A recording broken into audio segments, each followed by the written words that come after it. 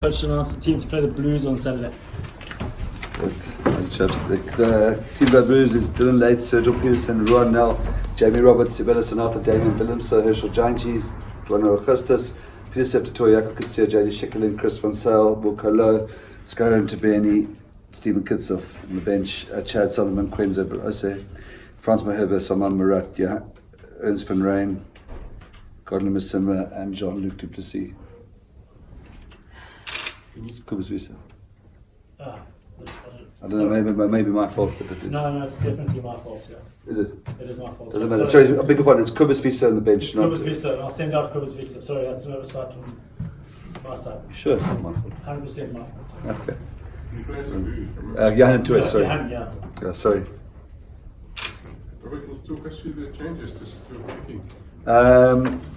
The backline remarkable for credit to Medical and SNC, no changes in 5 Super Rugby games. Saman Murat didn't train most of the week, trained today. He's battling with a couple of contusions, and I think he's one of the top tight forwards in Super Rugby in terms of game time. So that's just pure rotation. I think he'll make a great impact off the bench. We're very happy with his progress. And that's it. Ali Vermaak is out with a shoulder injury, so he's unavailable. And then Walker and France is just purely a rotation basis. We've got a plan over the season for, France has to rest at some stage. That means Walker must be given an opportunity to get properly match fit. And the other issue is that, that Walker was last week was his 50th game and he came off the bench. It's not quite the same, so we want to give him a start. Are there clear guidelines in terms of how many games you must rest guys? Yeah, but I think they're clear guidelines, but they're not going to be sort of military, sort of police too strictly. Are there 3 games or what are they? For these top box like Steven and them, it's about 3 games, but they will be understanding if we get a run of injuries or we, one or 2 cases, we might rest one extra if we need to. In terms of we've also got our own campaign to run, and we need to make sure these guys are fresh come if we make the playoffs. So it's clear, but it's not non-negotiable. Just to wait on the 6-2 splits. I found that's weird so post. Yeah, it's a bit frustrating from the point of view of not creating much chances, for other backs.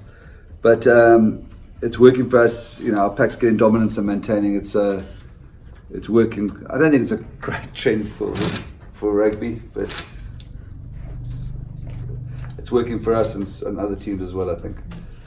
It's useful that Godlin, Masimla, and Paul Debet both cover wing as well as scrum off. So I think we sort of view the policy of this being a five game phase where we try to switch the home games, try to keep the team as same as possible, try and keep the formula as quickly and just develop as quickly.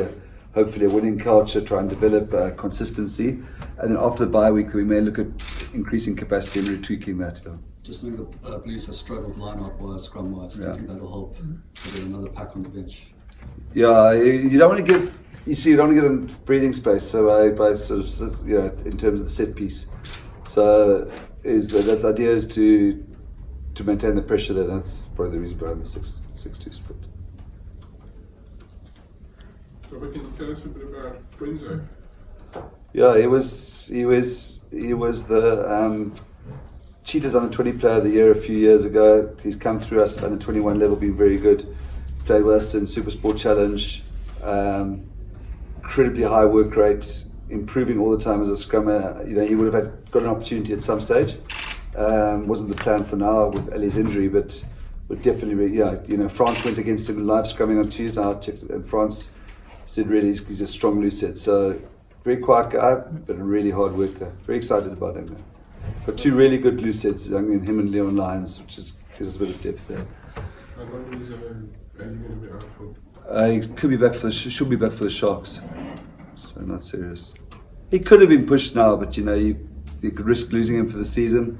And then also you got a guy like Quenzo who deserves an opportunity as well. So it's a good fit. And I don't know if you remember in the Superhero Day how well Quenzo scrummed against the Sharks in that second half. So.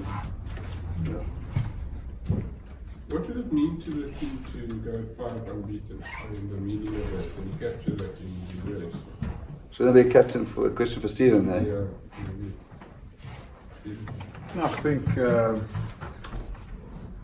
amount of work and effort the guys put in throughout pre-season, and it's actually paying off in this first couple of rounds of Super Rugby is incredible feeling.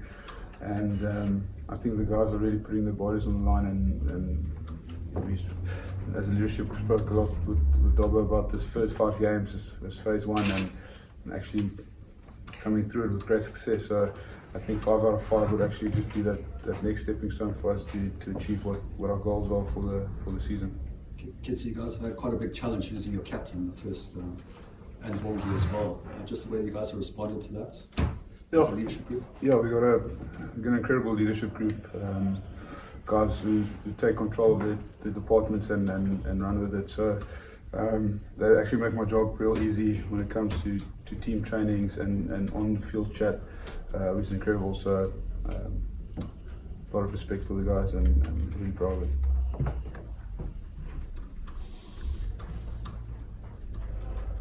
Dobbo, there's a chance, looking at the Blues themselves, there's a chance that Rico, the team hasn't been announced yet, but there's a chance that Rico only might be back and he might be playing in their midfield.